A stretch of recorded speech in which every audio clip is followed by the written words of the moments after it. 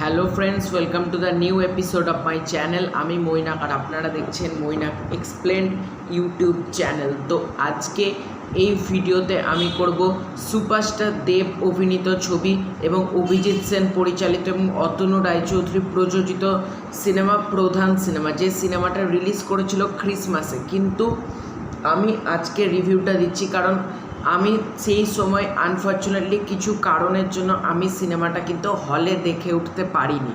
তো আমি অপেক্ষায় ছিলাম যে কবে সিনেমাটা ওটিটিতে আসবে। তো আজকে ফাইনালি প্রধান সিনেমাটা চলে এসছে হইচইতে। তো আমি হইচইতে প্রধান সিনেমাটা দেখলাম, দিয়ে মনে হলো রিভিউটা এখন দিয়ে আমার কেমন লাগলো সেটা শেয়ার করি।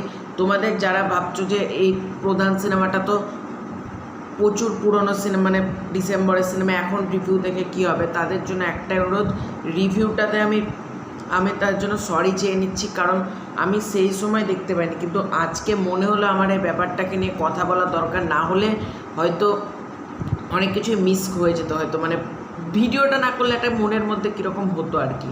তো মনে হলো প্রধান সিনেমাটা নিয়ে রিভিউ করি। তো চলো, তো দেখে উঠলাম প্রধান হইচইতে, 2 ঘন্টা 40 মিনিটের সিনেমা। কেমন লাগলো সিনেমাটা এক কথাটা দারুণ গল্প।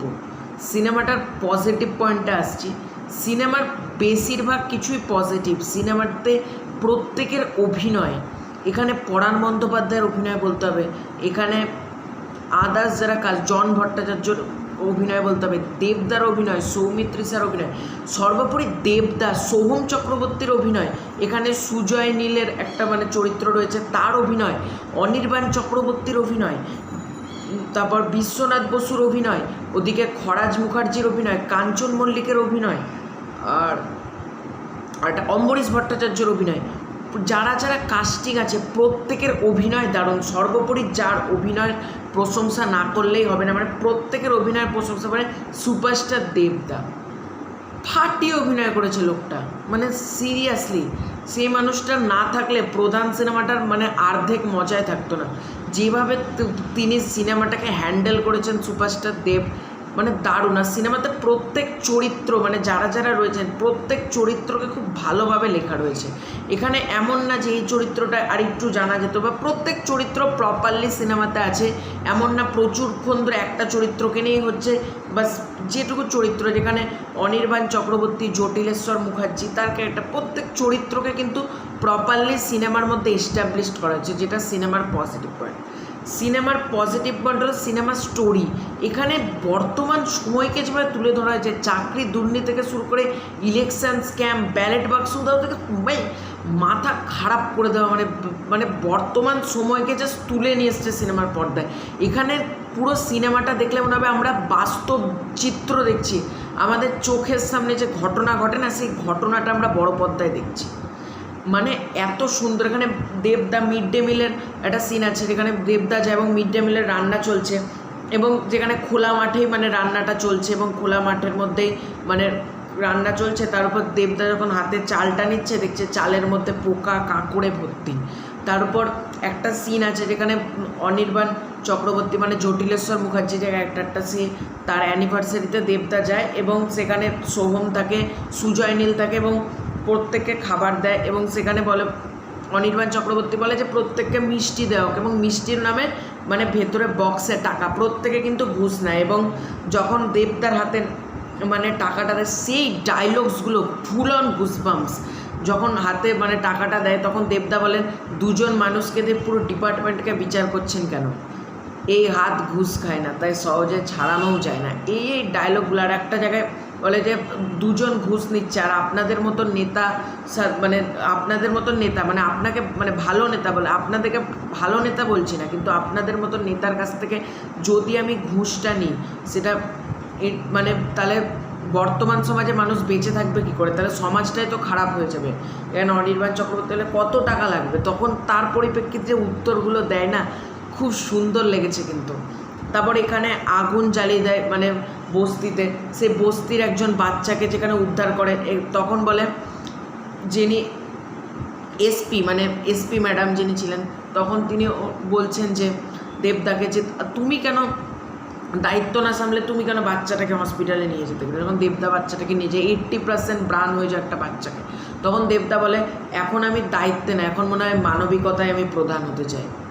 মানে এক একটা ডায়লগগুলো খুব সুন্দর, এখানে গানগুলোর খুব প্রপারলি হয়েছে। যখন দেবদা আসছেন ওই যে ডায়লগ, মানুষের পাশে একলা সে একাই প্রধান, ভালো মন্দের দ্বন্দ্বে সে একাই প্রধান, যতবার অন্যায় পাবে ইশারা ততবার পাপীদের ভাঙবেই শিরদাঁড়া, পার পাবি না ছাড় পাবি না, আসছে রে আসছে প্রধান, নাকাড়ে নাকাড়ে নাক্কা যতই দিবিরে ধাক্কা। মানে গানটা না লাগছে হয়েছে বলি কি শোন, গানটা রয়েছে অনুপম রায় তাই ফিরে এসো, সেই গান প্রত্যেক কটা গানের ইউজ কিন্তু এই সিনেমাটাতে প্রপারলি করেছে। সর্বোপরি সিনেমার লাস্ট 30 মিনিটস তোমার চোখের পাতা ফেলতে দেবে না, যেভাবে চলেছে লাস্ট 30 মিনিট। আমি কোনো স্পয়েল দিইনি ভিডিওর মধ্যে, কিছু কিছু বলতে হলো, তবে আমি চাই হইচইতে তোমরা সিনেমাটাকে দেখো, তারপর তোমরা বলো এই সিনেমাটা কেমন হয়েছে। লাস্ট 30 মিনিট পুরো চোখ বন্ধ করা যাবে না, মানে যেরকম দেখানো হয়েছে ক্লাইম্যাক্সটা মানে দুর্ধর্ষ।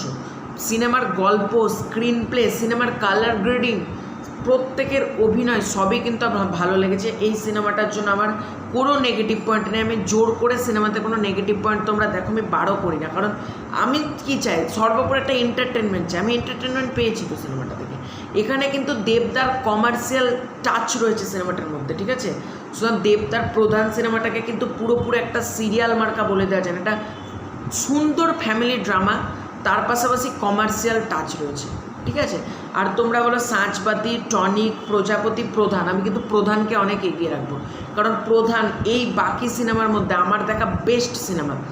যেখানে পরাণ বন্দ্যোপাধ্যায় একটা সিন রয়েছে, যখন বলছে একটু, পরাণ বন্দ্যোপাধ্যায় যখন সৌমিত্রিষা বাচ্চাদেরকে পড়াচ্ছে, সৌমিত্রিষা মিথ্যা করে বলে জ্বরে অভিনয় করে, তখন পরাণ বন্দ্যোপাধ্যায়কে বলে, মানে অনির্বাণ চক্রবর্তী যিনি প্রধান মানে পঞ্চায়েত প্রধান, তিনি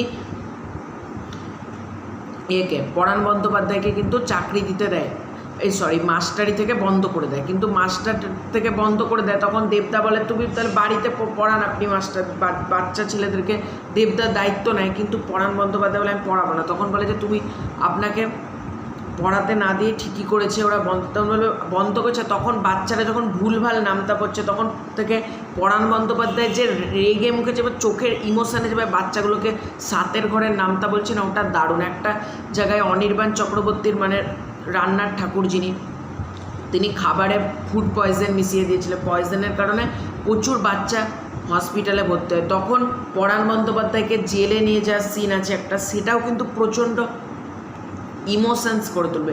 সিনেমার মধ্যে কিন্তু ইমোশান খুব প্রপারলি ওয়ার্ক করেছে, মানে যেটুকু ইমোশান দেখলাম। তারপর ছেলে ফোন ধরছে না, পরাণ বন্দ্যোপাধ্যায়ের ছেলে জন ভট্টাচার্য যখন দেখতে যাচ্ছে জন ভট্টাচার্যকে পরাণ বন্দ্যোপাধ্যায় এবং এদিকে মামা, তখন যখন দেখতে যাচ্ছেন সেই মুহূর্তে যে ইমোশানস প্রপারলি রয়েছে, সেই ইমোশানগুলোকে কিন্তু খুব ভালোভাবে বিল্ড আপ করা রয়েছে। যখন যে টাকা সাহায্য করতে চাইছে না, সেই সিনগুলো, তো এর থেকে বেশি আর কিছু বললাম না। আমার কিন্তু সিনেমাটা বেশ ভালো লেগেছে। তোমাদের কেমন লেগেছে তোমরা কমেন্ট করে জানাতে পারো। এই ভিডিওটা ভালো like, comment, share and subscribe. খুব শীঘ্রই দেখা যাচ্ছে ইন্টারেস্টিং ভিডিওতে। Bye bye.